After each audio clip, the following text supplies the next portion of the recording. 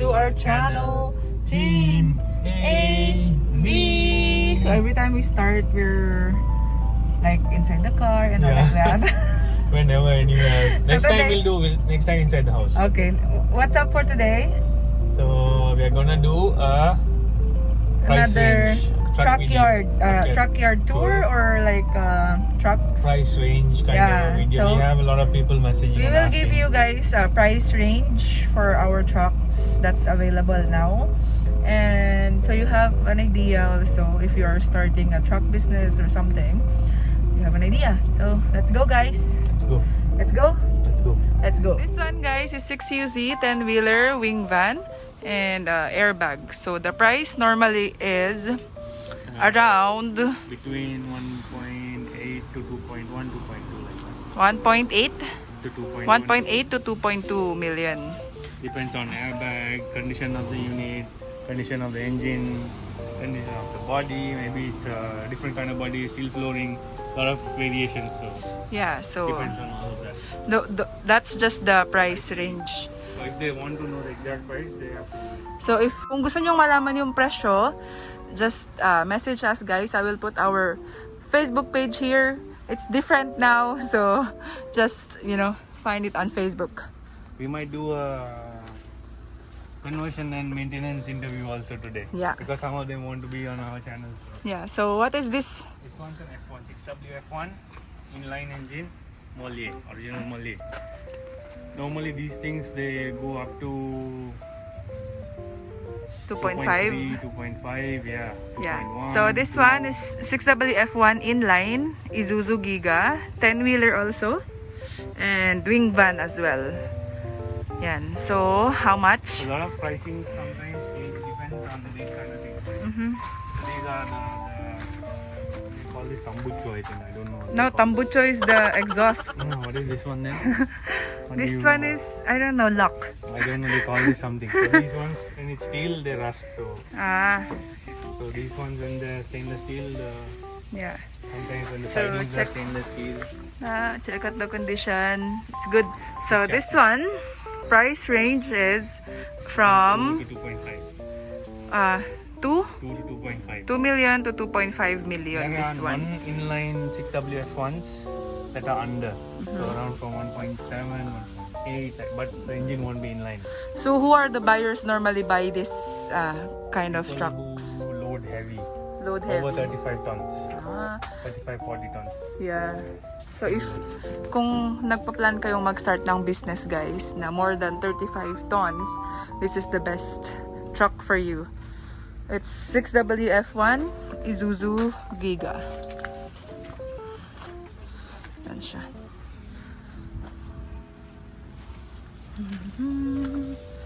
Next.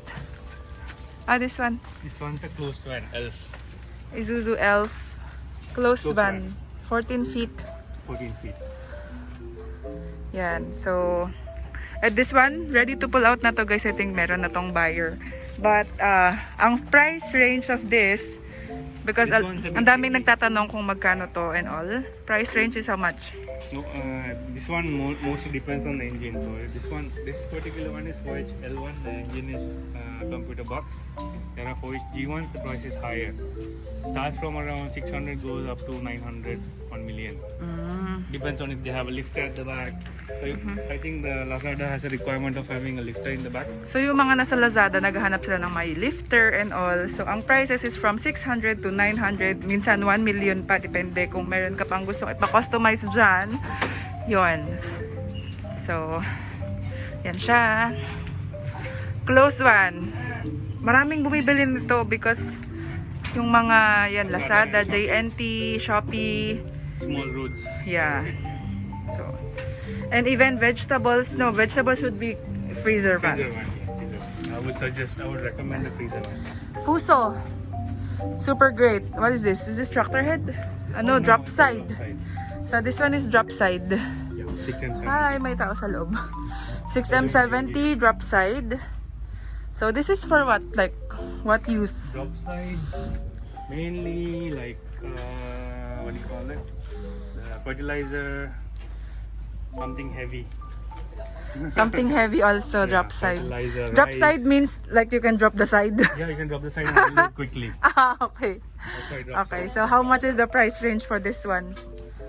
Again, 6M70. Normally, all 6M70 start from around 1.4 up to 1.8, 1.7, depends on MOLYE or not, steel flooring or not. 1 point 1.4 starts. upwards, yeah. Ah, okay. So 1.4,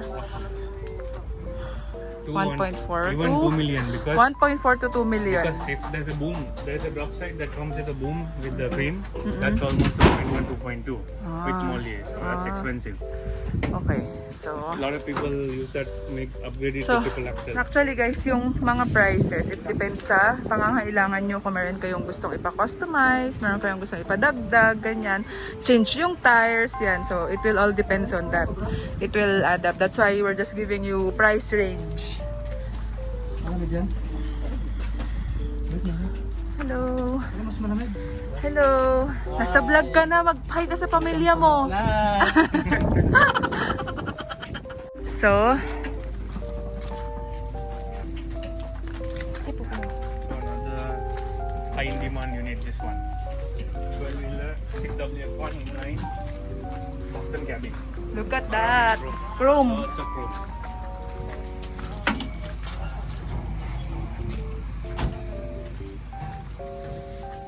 So this unit also. it's Which one is inline. this? This one's ISUZU? ISUZU 6WF1 inline 12-wheeler. Okay. So, this is 12-wheeler Wingvan. And, magkano? So this one, it's going to be more expensive because there's a lot of chrome, as you can see.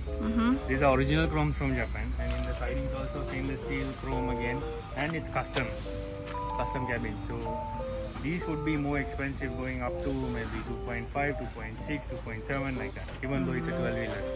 If it's non CRDI, the price will be a bit lower, 1.4, 1.350 like that. If not inline and no custom. So, this stuff. one is inline. And it's bubble top also. Ah. Like the roof is high. Okay. So, this one inline? Inline. Okay. Yan. Ayan siya, guys. Is this available? Available right now. Okay. Available as of the moment. And potential buyers. And this is Ali the Jelly, one of our maintenance guys. He's not wearing a mask though. Naughty. Yeah. Hulihin nyo na yan. May COVID. Tractor head. Fuso. Fuso 6M70 also. Like I said, 6M70 earlier. Ranges from 1.4 above.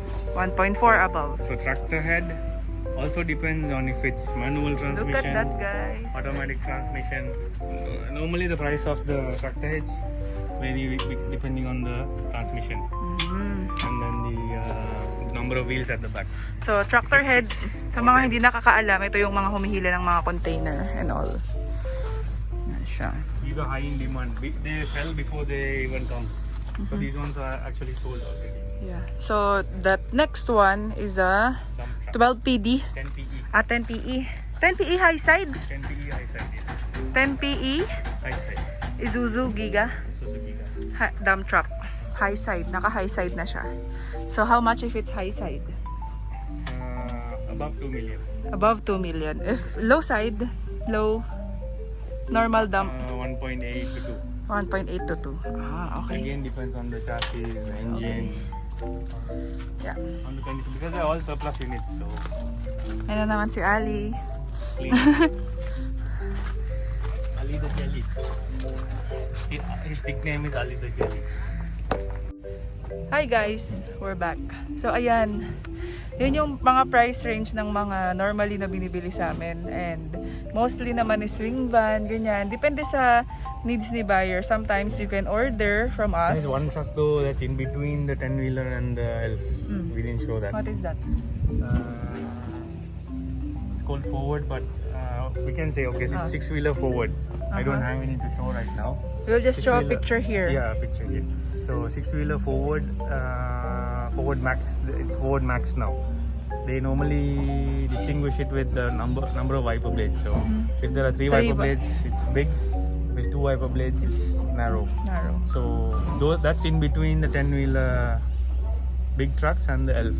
If you want something in between. Okay, so Maraming din naghahanap nito guys, yung mga in between ng malalaking truck and yung closed van na pinakita namin.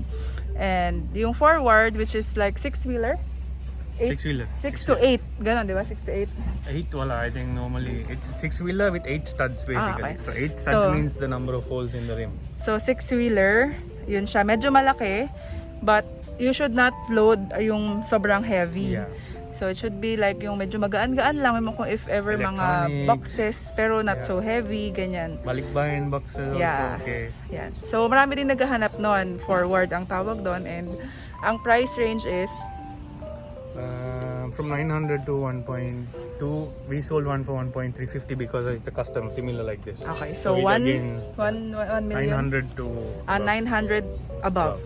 So yun, merong on the engine 2 different types, which is 3 wiper blades, yun yung malapad, and 2 wiper blades, yun yung medyo masikip. thin. Kasi minsan yung mga buyers gusto nila yung kasya lang sa road. Yung medyo malaki, parang kamukha na nitong 10-wheeler yung face, pero 6-wheeler lang siya. So, yun. Yeah, one more. One That's more. the one. Okay. That's the one. So And that's that it. same one, the dump truck also comes forward. So there's another one, yung dump truck na small, but we don't have it We here. don't have it here. Yeah. So marami din people na naghahanap, instead of mini dump, they will upgrade to yung mas malaki. Yeah. Yun. Pero hindi siya ganoon kalaki as 10-wheelers. Yeah, it's too right? much. So they go to the forward, the next option. That's the normal sizing, basically the small, the medium, and the large, basically. Yan. So all of those you can message us if you need it. So if wala kami, we can order naman it from Japan and all like that. You can see it also if you come to our yard. We can show you pictures before ordering.